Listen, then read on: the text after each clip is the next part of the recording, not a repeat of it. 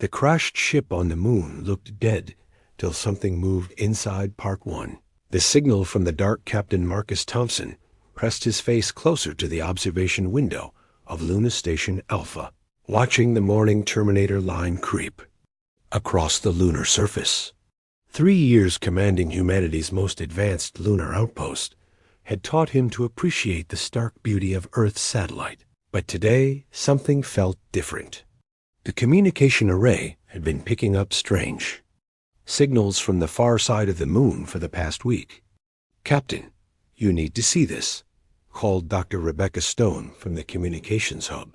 Her voice carried an edge of excitement that made Marcus turn away from the window immediately. Rebecca was the station's chief scientist, a woman who rarely showed emotion unless something truly extraordinary was happening. Marcus floated over to her workstation, his magnetic boots clicking against the metal floor. The reduced gravity still felt strange after all this time, but it was nothing compared to the readings displayed on Rebecca's screen. "What am I looking at, Doc?" "Seismic activity in the Tsiolkovsky crater," Rebecca said, pointing to the data. "Streams, but it's not natural. The patterns are too regular, too organized. It's like something is trying to communicate through vibrations in the lunar crust." Lieutenant Jake Morrison, the station's pilot, drifted over to join them. His youthful face was marked with concern. Could it be equipment from one of the old missions? Something that got reactivated? Rebecca shook her head. "The signals are coming from a depth of nearly 2 kilometers. Nothing we've ever sent to the moon was buried that deep. Besides, the frequency patterns don't match any human technology I know of." Marcus studied the data carefully. His military training had taught him to consider all possibilities, but his gut told him this was something unprecedented. "How long has this been going on?" "The signals started exactly 7 days ago," Rebecca replied. "At first, I thought it was interference from solar flares, but the patterns are becoming more complex, more deliberate. It's almost like whatever is down there is learning to communicate." The station's alarm system suddenly activated, bathing the control room in red light. Marcus rushed to the main console, where Dr. Kevin Walsh, their geology specialist, was frantically working. "What's the situation, Kevin?" "Captain, we're detecting massive structural movement in the Tsiolkovsky crater. Something large is rising from beneath the surface. The seismic readings are off the charts." Marcus felt his pulse quicken. In his 15 years of military service, he had never encountered anything like this. "Get me visual confirmation. Jake, prep the reconnaissance rover. Rebecca, send an emergency transmission to Earth Command. Tell them we have a situation requiring immediate attention." As the team scrambled to their positions, Marcus couldn't shake the feeling that humanity was about to face its greatest challenge. The moon had kept its secrets for billions of years, but something had awakened in the darkness of the far side.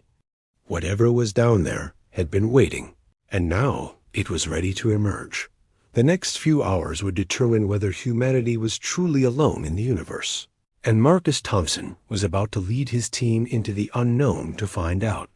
The signals from the dark were getting stronger, and something told him that their quiet, scientific mission was about to become something much more significant.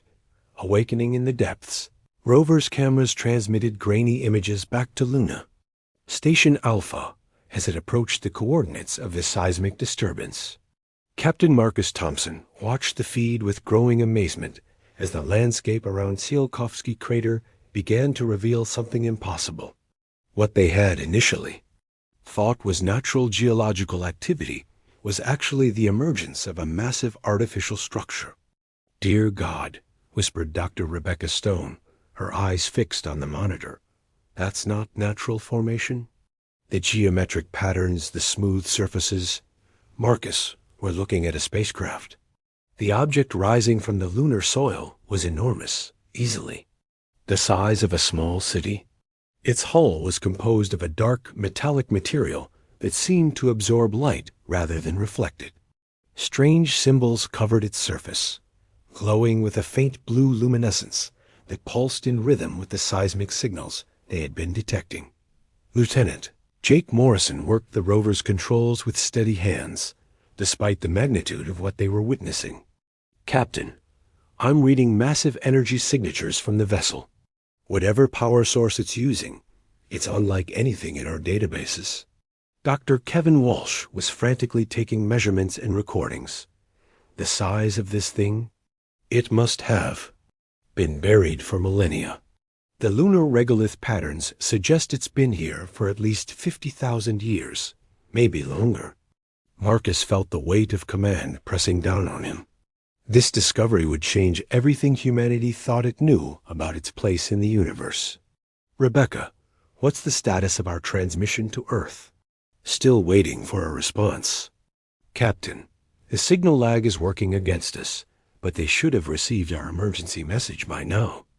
Rebecca's voice was tight with tension. The question is, what do we do in the meantime?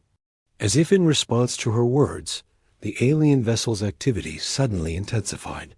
The blue glow of its symbols brightened, and new sections of the ship began to emerge from the lunar surface. More importantly, the seismic signals were now accompanied by electromagnetic pulses that were affecting the station's instruments. Captain, we're losing some of our systems, Jake reported. The electromagnetic interference is stronger than anything we've experienced. It's not hostile, but it's definitely affecting our equipment. Marcus made a decision that would define the next chapter of human history. We need to get closer. Jake, can you land the rover near the vessel? We need to establish direct contact. Sir, are you sure that's wise? Kevin asked, his voice betraying his nervousness. We don't know what we're dealing with here. This could be dangerous. Everything worthwhile in human history has involved risk, Marcus replied firmly. This is our chance to make first contact with an alien civilization. We can't let fear stop us from taking that step. As the rover descended toward the alien vessel, its cameras captured increasingly detailed images of the craft's surface. The symbols weren't just decorative.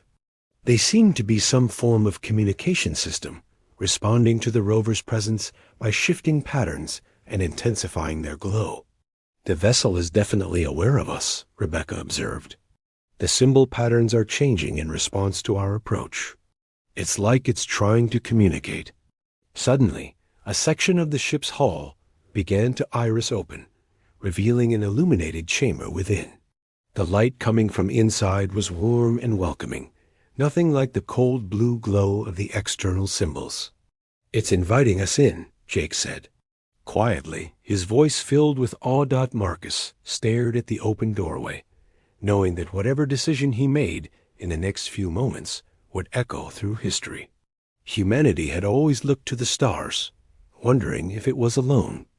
Now, buried beneath the moon's surface, they had found their answer. Take us in, Jake, Marcus commanded.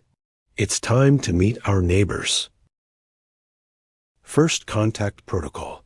The rover's wheels crunched softly against the alien vessel's deck as Lieutenant Jake Morrison carefully maneuvered through the iris-like opening. The chamber they entered was vast, with walls that seemed to curve organically, despite being constructed from the same dark metallic material as the ship's exterior. Soft, ambient lighting illuminated their surroundings, creating an atmosphere that felt surprisingly welcoming. Atmospheric readings are unusual, Dr. Rebecca Stone reported, studying her instruments with fascination. There's a breathable atmosphere in here, but the composition is different from Earth's. Higher oxygen content, lower nitrogen. It's like the ship is adapting to accommodate us.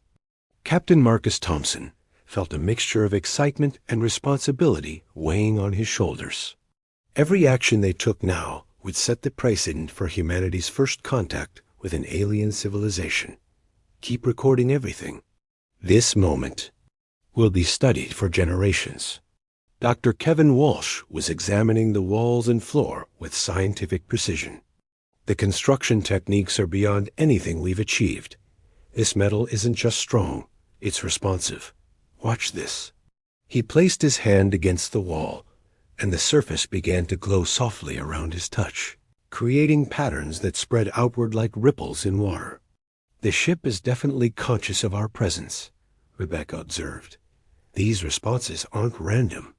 There's intelligence behind them." As they moved deeper into the vessel, the corridor began to widen, leading them toward what appeared to be a central chamber. The walls here were covered with more of the glowing symbols, but these were different from the ones they had seen on the exterior. These symbols seemed to tell a story, depicting images of star systems, spacecraft, and beings that were unmistakably alien. "Look at this," Jake whispered, pointing to a section of the wall. The symbols here showed what appeared to be a great journey across space, with multiple vessels traveling between star systems. "They're not from our solar system. They're explorers, just like us." Marcus approached a raised platform in the center of the chamber, where a series of crystalline structures pulsed with soft light. As he drew closer, the crystals began to resonate, producing a harmonic tone that seemed to fill the entire space. "Captain, I'm detecting massive changes in the ship's power systems," Rebecca reported. "It's like our presence has activated something dormant." The harmonic tone intensified, and suddenly the air above the crystal platform shimmered. A holographic image began to form, gradually solidifying into the representation of a being unlike anything humanity had ever encountered. The creature was humanoid in basic shape, but clearly adapted to a different environment. Its skin had a translucent quality, and its eyes were larger than human eyes, adapted for lower light conditions. "Welcome, young travelers," the hologram spoke. Its voice somehow translated into perfect English. "We are the Zephyrians, and we have been waiting for your species to develop the wisdom to find us." Marcus felt his heart racing. This was this moment that would define humanity's future. "I am Captain Marcus Thompson, representing the human species. We ... We come in peace." The alien hologram smiled, an expression that was surprisingly familiar despite the differences in their physiology. "Peace is why we are here, Captain Thompson. We are explorers, like yourselves, but we have traveled much farther and learned much more about the universe than your species has yet discovered. How long have you been here?" Rebecca asked, her scientific curiosity overcoming her awe. "This vessel has rested beneath your moon for approximately 60,000 of your years. We placed it here as a beacon, waiting for your species to develop the technology and wisdom necessary to find us. Your recent achievements in space exploration indicated that the time had come." Kevin stepped forward, his geological expertise making him curious about the practical aspects of their situation. Why the moon? Why not make contact directly with Earth? Direct contact between civilizations at vastly different technological levels rarely ends well, the Zephyrian explained. "We chose to wait until your species demonstrated the ability to reach beyond your home world. A moon was the perfect place to wait, close enough to observe your development, but far enough to avoid accidental discovery before you were ready." Marcus realized the profound implications of what they were learning. "You've been watching us?" "Observing, yes, but not interfering. Every species must find its own path to the stars.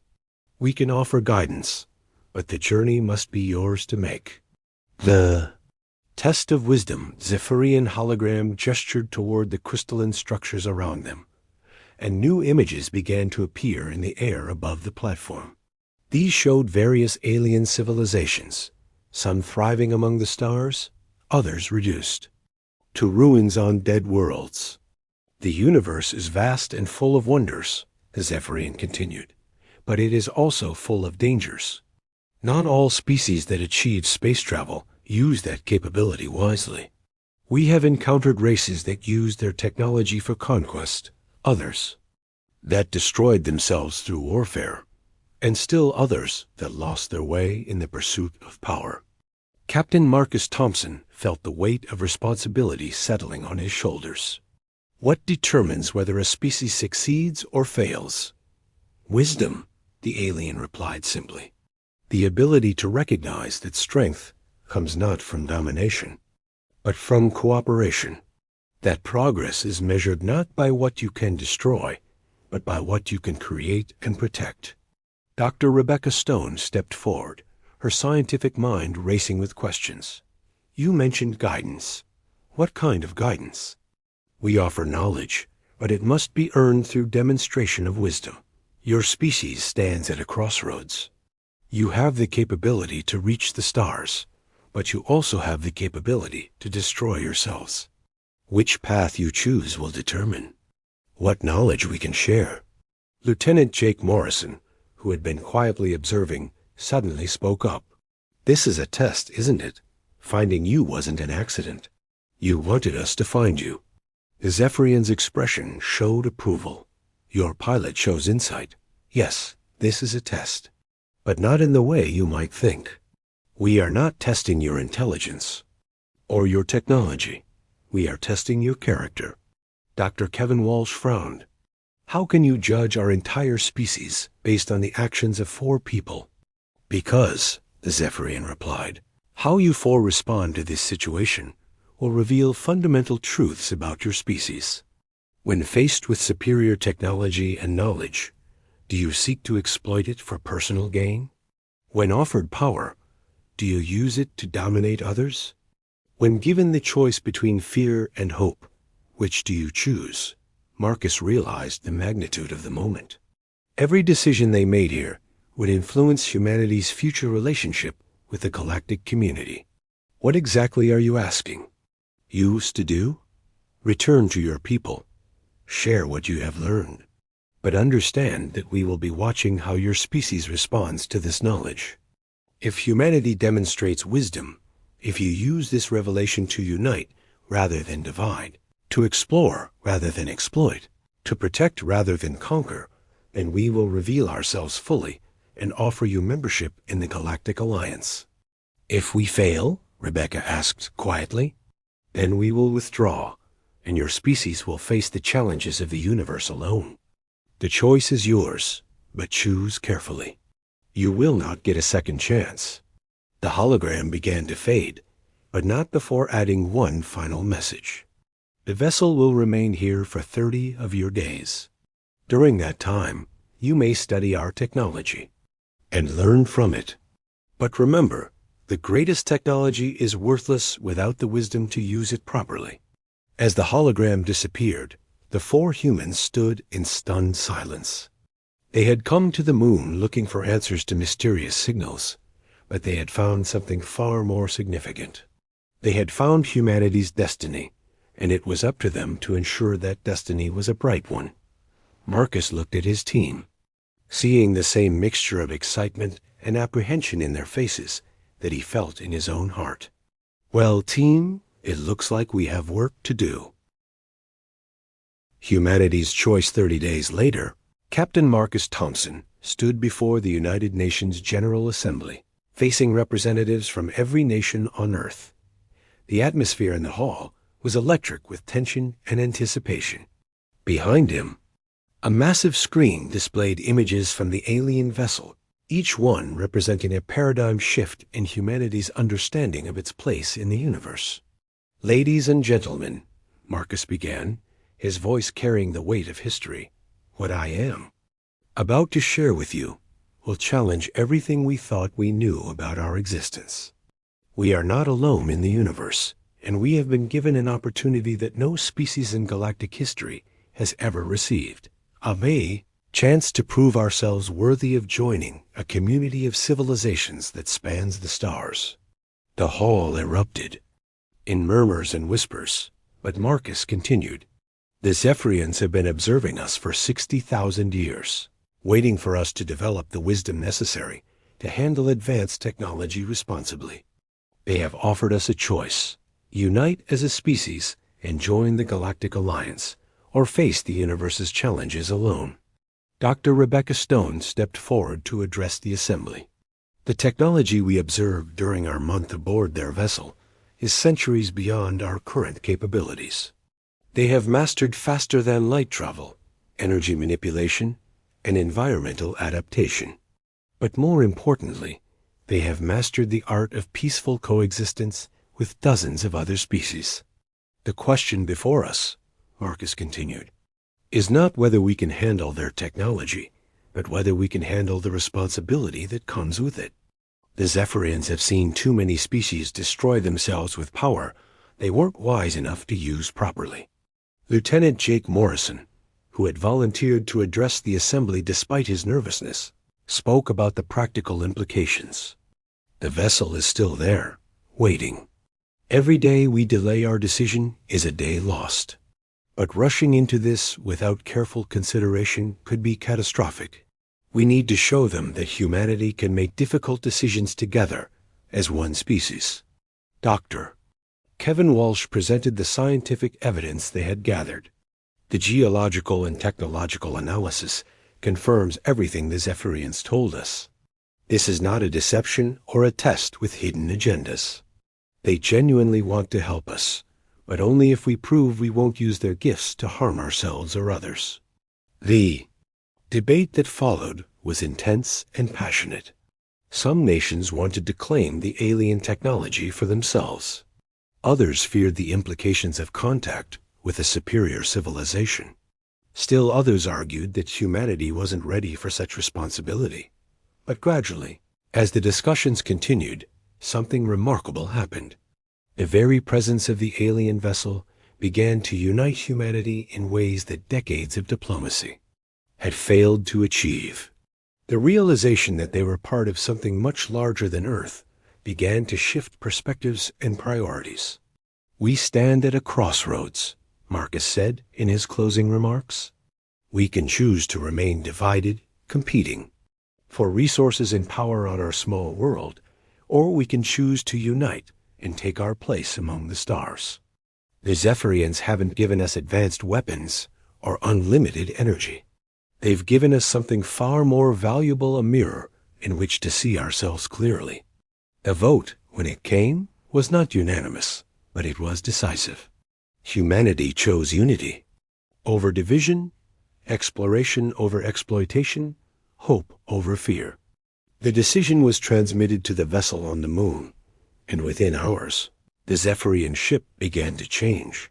The dark hull brightened, taking on a crystalline appearance that reflected the light of Earth and Sun. New structures emerged from its surface, and more vessels began to appear in the skies around Earth, not as conquerors, but as WELCOMERS.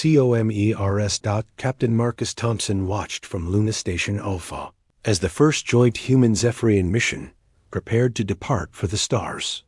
Humanity had passed its test, not through technological achievement or military might, but through the wisdom to choose cooperation over competition. As the ships disappeared into the void, carrying human and alien crews working together, Marcus smiled. Humanity had taken its first step into a larger universe, and it had done so with dignity, wisdom, and hope. The crashed ship on the moon that had looked dead was very much alive, and it had awakened something equally vital in the human spirit, the understanding that their greatest strength lay not in what they could take, but in what they could give. Age of isolation was over. The age of exploration had begun.